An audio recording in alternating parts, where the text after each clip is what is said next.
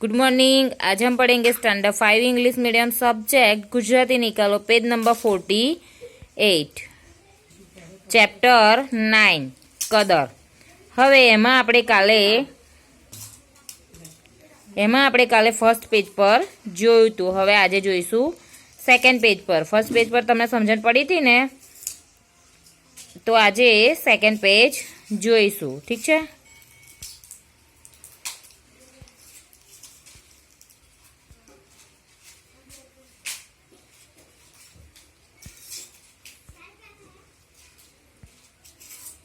તો ચાલો હું લેસન રીડ કરું છું, ધ્યાનથી સાંભળજો। પહેલાં રીડ કરું છું અને પછી સમજૂતી આપીશ।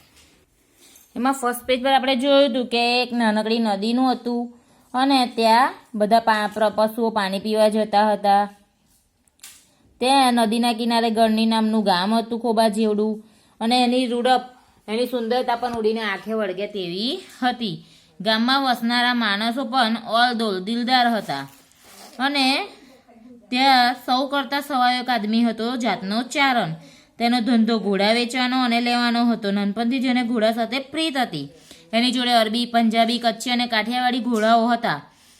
તે એક દિવસ વડોદરામાં જઈને ઊભો રહે છે અને મન એકદમ એને જોઈને જ મન રાજી થઈ જાય એવા ઘોડાઓ લઈને તે ઊભો રહે છે અને 1000 રૂપિયાની વાંસળી કેળે બાંધીને નીકળેલા કેસરિયાની વાટ ખર્ચીમાં 500 રૂપિયા વપરાઈ જાય છે અને એક પણ ઘોડો એનો ખપતો નથી। એની કિંમત સાંભળીને સૌ કોઈ પાછા ફરે છે। તો હવે આજે જોઈશું આગળ।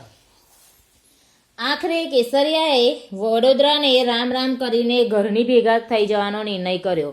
એટલે એ કંટાળ્યો કે ઘોડો વેચાયો ને, કિંમત સાંભળીને બધા દૂર ભાગે છે।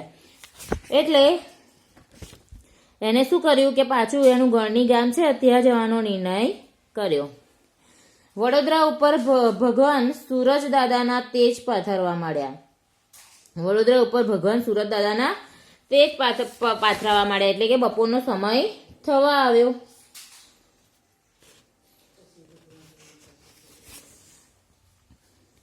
જાતવંશ 5 ઘોડાઓને દોરીને વાલા કેસરિયાએ વડોદરાનું વેગડું મૂકવા પગ ઉપાડ્યા।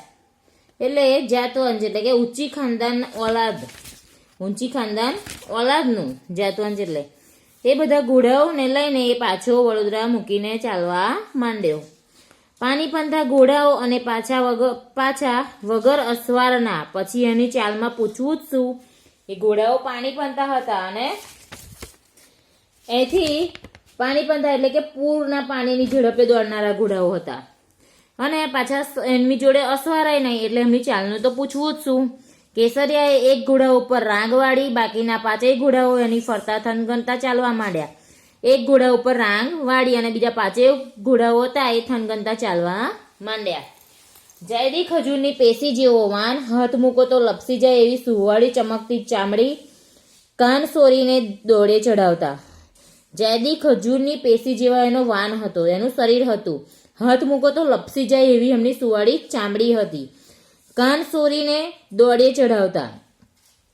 જાણે ભગવાનને ઘેરથી મલમલ ઓઢીને આવ્યો હોય એવા ઘોડાઓ રમતે ચડ્યા હતા। જાણે ભગવાનના ઘેરથી જ મલમલ ઓઢીને આવ્યા હોય એવા ઘોડાઓ લાગતા હતા અને રમતે ચડ્યા હતા।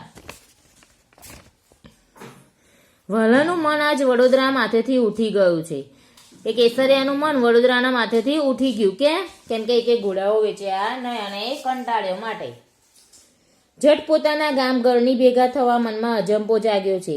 એને સ્પીડમાં એને પોતાના ગામ જ જવું છે, ઘરની ગામે જ જવું છે।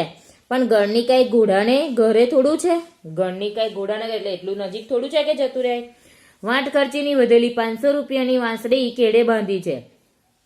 જે રસ્તામાં ખર્ચ થયા હતા 500 રૂપિયા વધ્યા છે એ કેડે બાંધેલા છે। પોતાની ખોરાકી અને ઘોડાની જોગાણમાં જોગવાઈ એમાં ભલી ભતે થઈ જશે એવી ધરપત હૈયામાં છે। એવું વિચારે 500 રૂપિયા છે તો પોતાની ખોરાક એટલે પોતાને જમવાનું અને ઘોડાની જોગાણની જોગવાઈ એમાં ભલી ભાતે થઈ જશે એવી ધરપત એના હૈયામાં છે। વડોદરાની બહાર પગ દીધો ત્યાં તો એક ખોડામાંથી ગોદડા, ઠામ, વાસણ, ઘરની નાની મોટી તમામ જનસોનો ઢગલો જાતે ભાળ્યો। વડોદરાની બહાર પગ મૂક્યો ત્યારે એને એક ખોડામાં એક ખોડું હતું ત્યાંથી ગોદડા ઠામ વાસણ ઘણી નાની મોટી તમામ જણસોનો ઢગલો જાતે જોયો ભળ્યો એટલે કે જોયો. 2 ડગલા આગળ હાલ્યો ત્યાં નાના છોકરાના કાળજા કંપાવે એવા કાળા બોકાસા સંભળાતા. પાછું એક ખોડું જોયું. ખોડામાં શું શું જોયું? ગોદડા ઠામ વાસણ ઘણી નાની મોટી તમામ જણસોનો ઢગલો જાતે ભળ્યો. પછી પાછું એથી આગળ હાલ્યો ત્યારે શું જોયું? એક નાનું છોકરું કાળજો કંપાવે એવા કાળા બોકાસા સંભળાતા.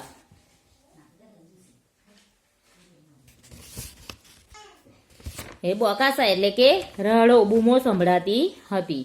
ઘોડેથી ઉતરીને ટોળાને વિંધીને વાલો ઘરની લગોલગ જઈને ઊભો રહ્યો. ઘોડેથી ઉતર્યો અને તે ટોળાને વિંધીને એટલે ટોળાની વચ્ચેથી તે ઘરની લગોલગ ઘરની નજીક જઈને ઊભો રહ્યો.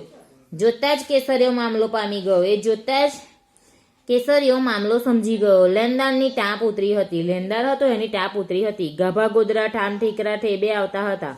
ગાભા ગોદરા અને ઠામ ઠીકરા ઠેબે આવતા હતા.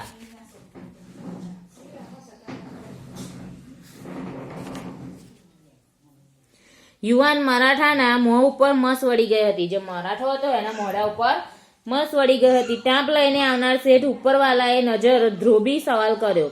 ટાંપ લઈને આવનાર શેઠે એના ઉપર સવાલ કર્યો. શેઠ કેટલા રૂપિયાનું લેનું? આંકડો બોલો. ટાંપ લઈને આવનાર શેઠ ઉપરવાલાએ નજર ધ્રોબી એટલે એની સામે જોઈને સવાલ કર્યો કે શેઠ કેટલા રૂપિયાનું લેનું છે? આંકડો બોલો. ભાઈ તારો મારક તારી રાહ જોવે છે હાલતો દાસ. શેઠના અવાજમાંથી તિરસ્કાર છૂટ્યો. શેઠ ગુસ્સાથી બોલ્યા ભાઈ તારો મારક તારી રાહ જોવે છે હાલતો તાયથી હાલતો થા. બાપ બોલો કેટલાનું લેનું? આ છોકરાના આહુડા મારાથી જોવાતા નથી.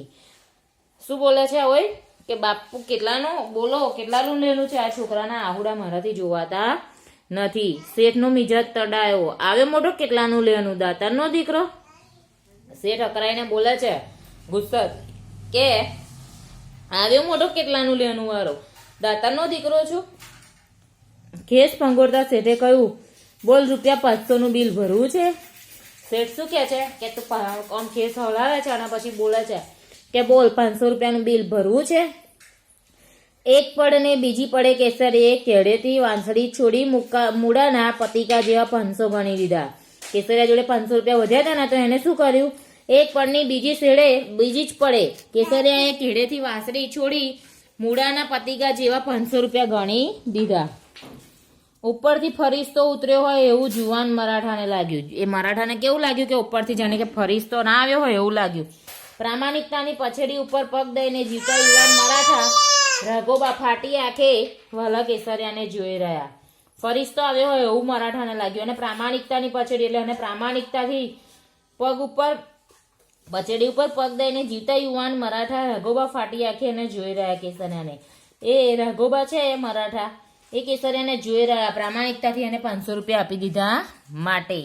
હવે નેક્સ્ટ આગળનું પેજ કાલે જોઈશું. આજે આટલા સુધી તમારું હોમવર્ક છે. આ લેસન રીડ કરવાનો છે. Thank you.